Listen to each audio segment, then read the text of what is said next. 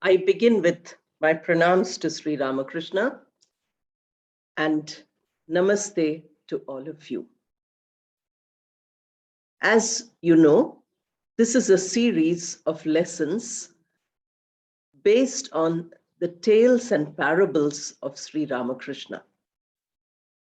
We did one story earlier where we divided it into two parts, one for learning the language English, and the other was for learning the value which is contained in the story. Today we have another story, the root of all troubles. This is on page 54 of that book, Tales and Parables of Sri Ramakrishna, which you have seen in the earlier parts, and this is how the book looks.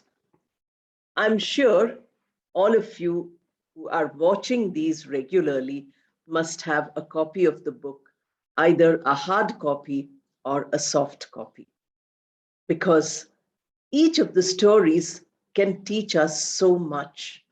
We are just trying to learn all what we can imbibe from these stories. Today also, we will take this story into two parts. The first part, of course, would be concentrating on the language aspect. As we remember, these stories were told in Bengali. That was Sri Ramakrishna's language. They are available in translations in almost all Indian languages. So it is available in your mother tongue, whatever your language is. We are reading it in English because using our mother tongue to learn English is a beneficial step as the first step of learning English. We need English because for a global interaction, we require this language, not for anything else, because we have wonderful languages in our own country. But if we want to improve our English, we can also use these stories. They are wonderful stories with many values. The root of all troubles tells us how we can gain peace of mind. This is very important today because people feel that they have lost their peace of mind. Especially after the pandemic, people are searching outside for peace of mind. But peace of mind is something within. The great poets like Kabir Das have told us that, it is like the musk which the deer is searching everywhere. It is within us. So all the skills, all our abilities to learn, all these are available within us. We can have the benefit of these when we look at the story. So in the first part, we will only read the story. The second part will tell us about the conclusion of the story and also the moral of the story. Sri Ramakrishna was using these stories in order to teach people how to live better, how to make the most of life. So we read it. As I did earlier also, I would like to put this on the screen so that you are able to see it in case you do not have the text. Of course, if you have the text, that would be wonderful. You can look at the text. And as I read, because as I told you, for communication, the ability to make the sound, the ability to articulate, that is most important. So let us read how the story is told by Sri Ramakrishna in Bengali and how it is translated into English as we read it. This is only the first part of the story. The second part is the second part of our video also. The root of all troubles, as I told you, the title. In a certain place, the fishermen were catching fish. Last time I mentioned to you how we break up a sentence in order to breathe. These are called breath groups. Today I'm not going to mention that at all, but as I read, I hope you will notice that and carry it out in your conversation also. When we speak to each other, we should keep remembering that if it is a long talk, we need to break. We need to breathe. We should not say everything together because that is not a language. Our own languages, our own mother tongues, our national language, Hindi, they have their own pattern of articulation. English has a slightly different pattern. Therefore, we are trying to learn this. In a certain place, the fishermen were catching fish. A kite swooped down and snatched a fish. At the sight of the fish, about 1,000 crows chased the kite and made a great noise with their cawing. Whichever way the kite flew with the fish, the crows followed it. The kite flew to the south, and the crows followed it there. The kite flew to the north, and still the crows followed after it. The kite went east and west, but with the same result. As the kite began to fly about in confusion, lo, the fish dropped from its mouth. The crows at once let the kite alone and flew after the fish. Now, that is the basic outline of the story. Very easy to understand story. We can improve our language if we try to recount this story in our own words. So that is a practice which I would like all of you to do. The book has so many stories. If you read all of them, you try to tell it in your own words, you are practicing a lot of speaking. So here, what do we have? We have some fishermen who are sitting and fishing. They're sitting at the edge of the water and they're catching fish. A kite is a bird whose food is fish. So the kite goes and picks up one of the fish which the fishermen have caught. Now look at the word fish again is used again and again, but we are not saying fishes. Very important for us to remember. We are saying fish. One fish, more than one also fish. Unless there are varieties, then we might say fishes. Different varieties of fish are available in the ocean, in the river. So those might be. Otherwise, the word fish is not used as fishes. Fishermen were not catching fishes, they were catching fish. That is very important for us to remember. Now, what happened? The kite, the bird came and picked up a fish, and then it started flying everywhere because a lot of crows who also eat fish were trying to follow it and snatch away this. They keep following the kite, and the kite went in different directions, north, south, east, and west. But the kite could not escape from the crows. The crows were chasing the kite. Now you're going to use these words which you are using. The word chasing is not used here. The word is used as chased. The crows chased the kite. The crows followed the kite. These are the words which are used. So you are using a different form of the word. The crows went behind the kite. These are all expressions you can use.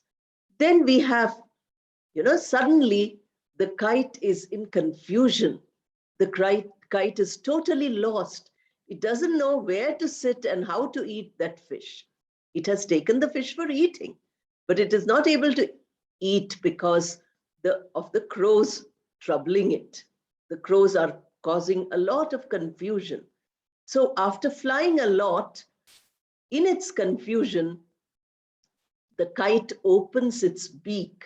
The bird has a long mouth. It is called a beak. So the beak opens in confusion and the fish falls down. When it doesn't have the fish, the crows no longer follow it. The crows all disappear as soon as the fish falls from the mouth of the kite. The kite is all alone, no fish, no crows around it. No fish, of course, because fish has fallen down, and no crows also to trouble it. Now, what the kite learns from this experience, we will do in the next time. Today, what is our interest? Last time I told you about reading. Today I told you about speaking. Try to read the story and narrate it in your own words. That would be wonderful. You can use newer words. Try not to repeat all the words that are there in the story. That way, your communication, your vocabulary becomes better. Now, the next point is that we start learning certain things about language from this small story. Now, you can see that the verbs which are used, verbs are the most important part of the sentence.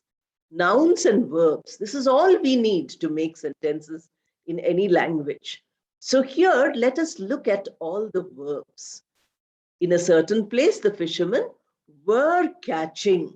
Now you look at the, forms, were catching. So here is the verb form. But what is the verb showing us? It is showing us an action which is happening. We were listening.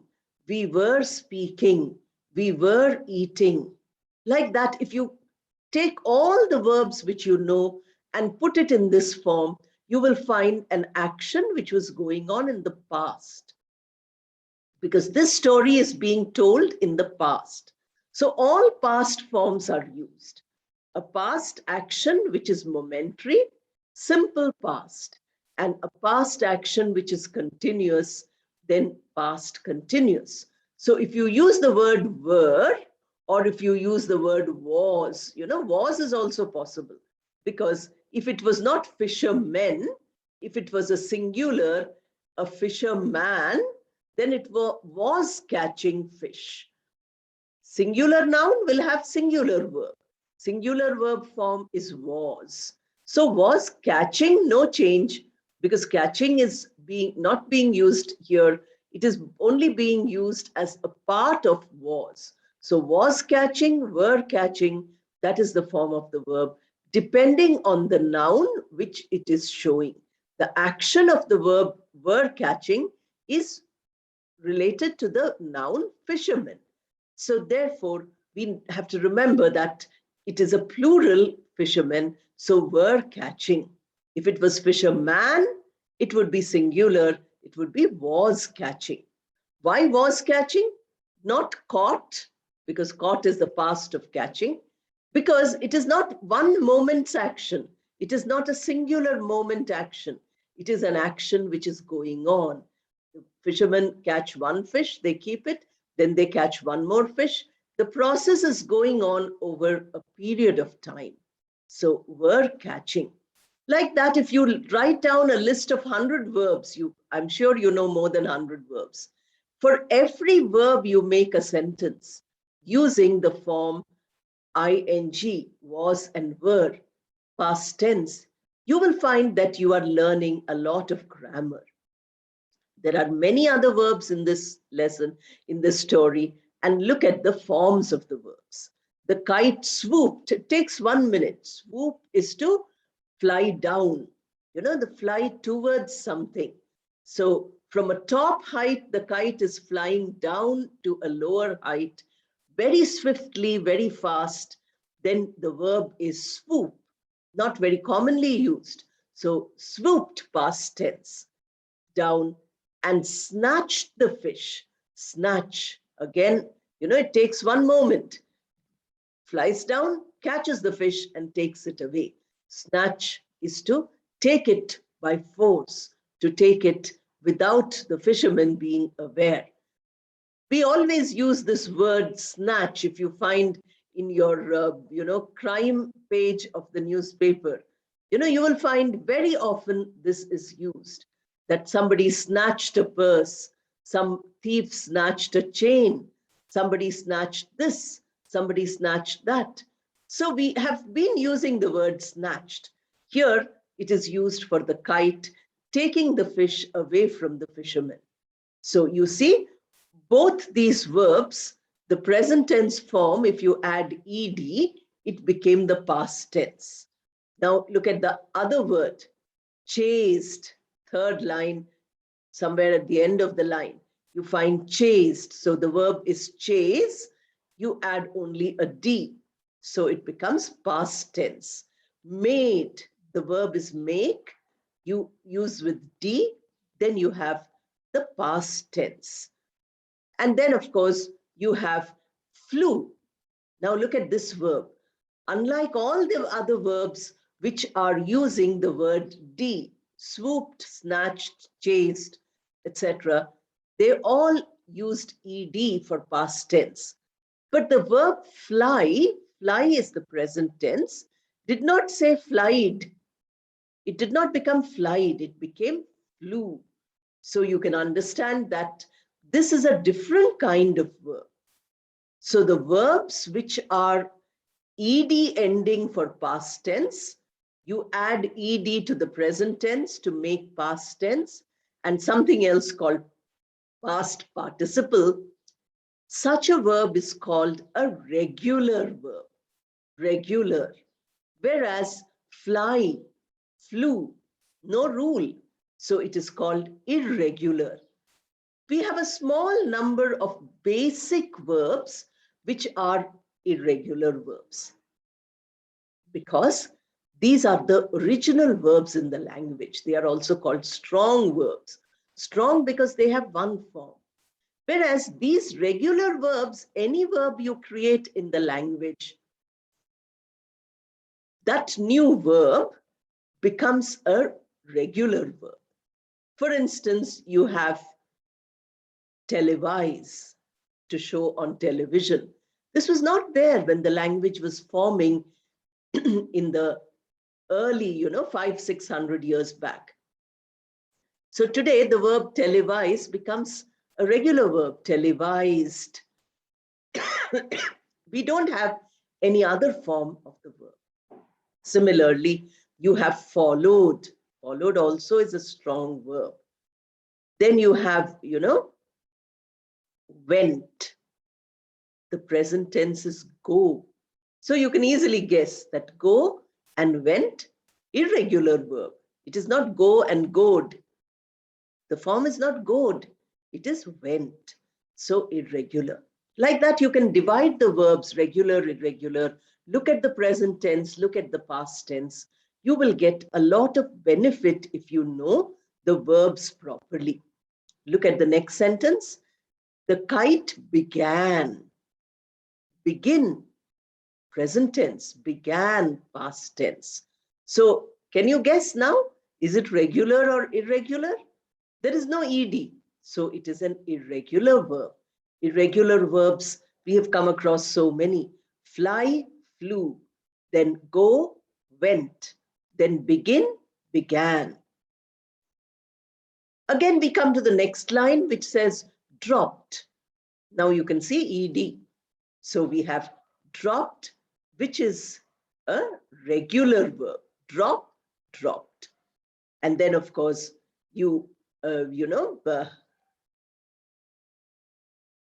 let, you have the verb. Let is the same form throughout. Present tense also let, past tense also let. So irregular, it doesn't have letted, it has only let. Same form.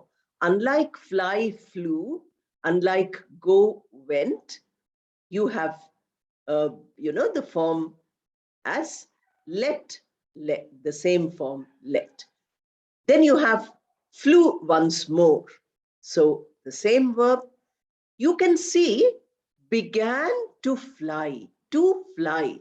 Now fly is a verb, but when you put the word to in front, it becomes the root of the verb, which is never used as a verb.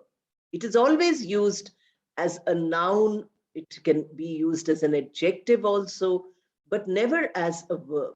So any verb you add to in front of it, then it becomes the root form of the verb. So here the root form of the verb is used. So to fly. So we can say to swoop, to snatch, to chase, to make, then to fly. We cannot use the past tense form. We have to use the basic form, that is called the infinitive form.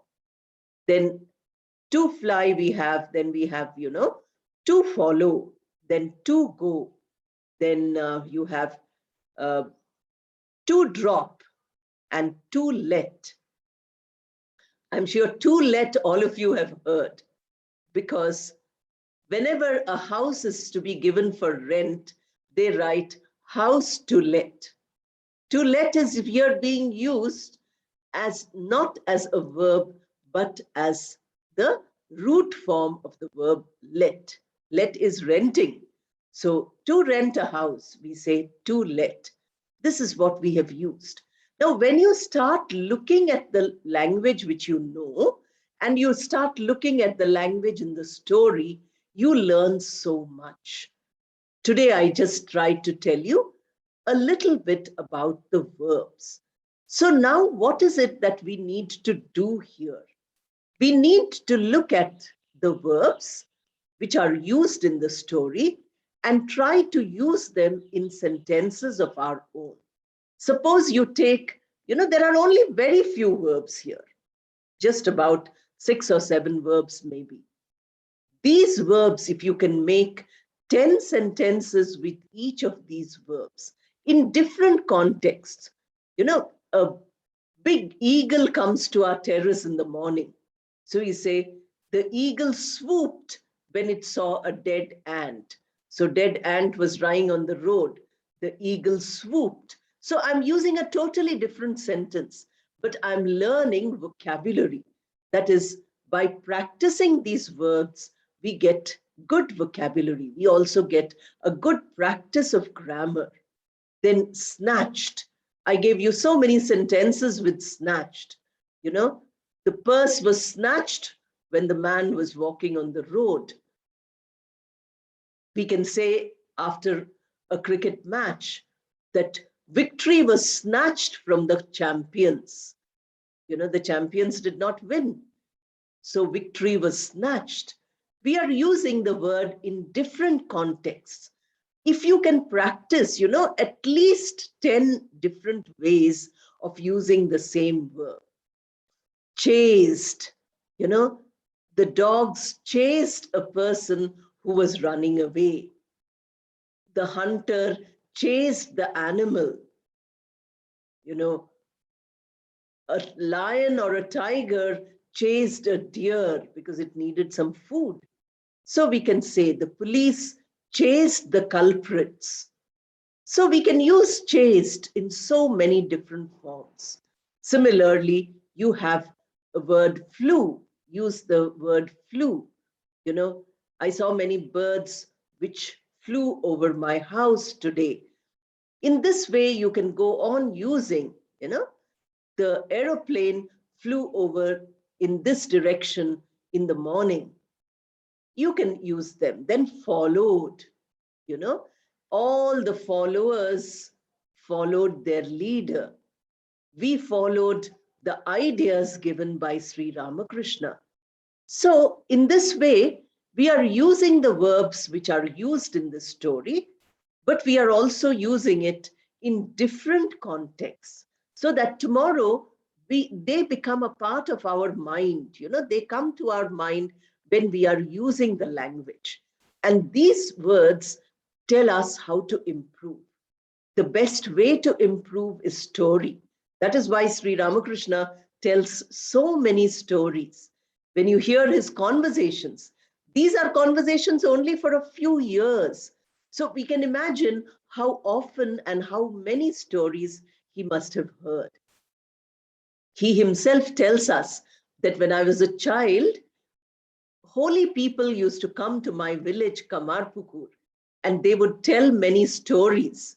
So we learned all our philosophy, we learned all our values from those stories. Sri Ramakrishna had a very sharp mind, so he could remember all those stories and then make them his own. In his own original way, he could tell us. So we look at the story, and the story gives us various skills for us to learn.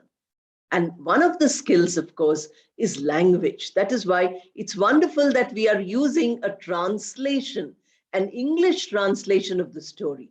Now you can go back to your mother tongue translation of Kathamrita, which is in Bengali, and you can look at this story and you can see what words are used here.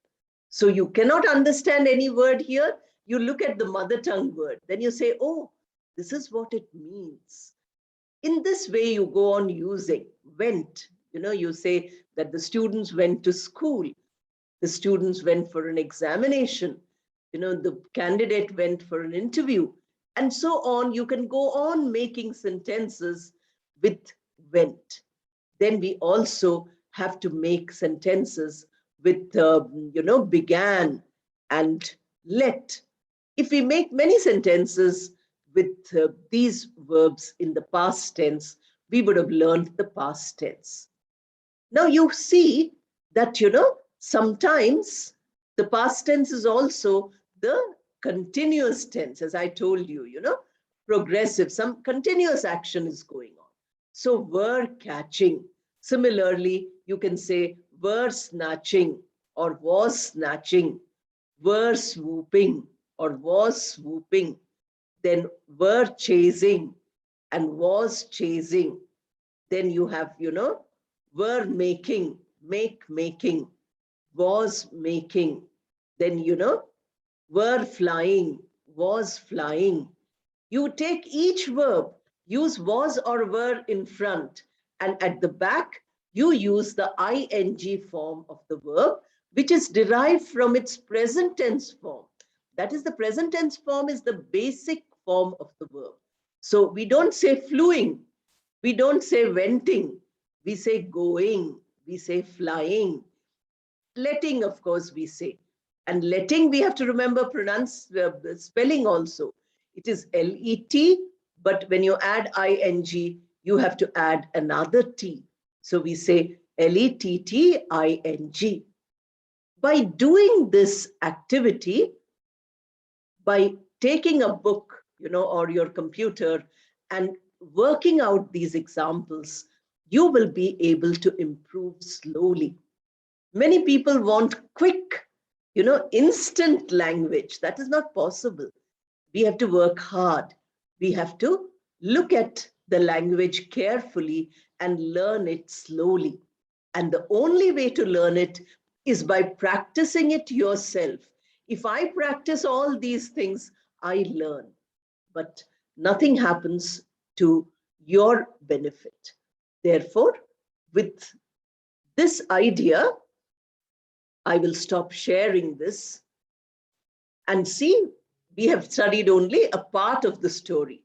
Now, in the gap which we have between part 1 and 2, you can read the rest of the story. That would be wonderful. What I showed you in this part, you have to do in the rest of the part also, because there I'm not going to mention anything about verbs, anything about making sentences, or any item of language. I'm going to build up on this idea, and the idea is that we learn some value from this story. The story is very clear that the kite took a fish from the fishermen who were fishing, but the crows did not give it any peace. So in confusion, the kite flew here and there. And finally, when the fish dropped, the kite was all alone. No crows followed it anymore. That is the basic story, such a simple story, but such a profound moral.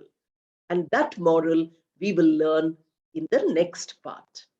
So thank you and namaste to all of you. See you again later in this next part.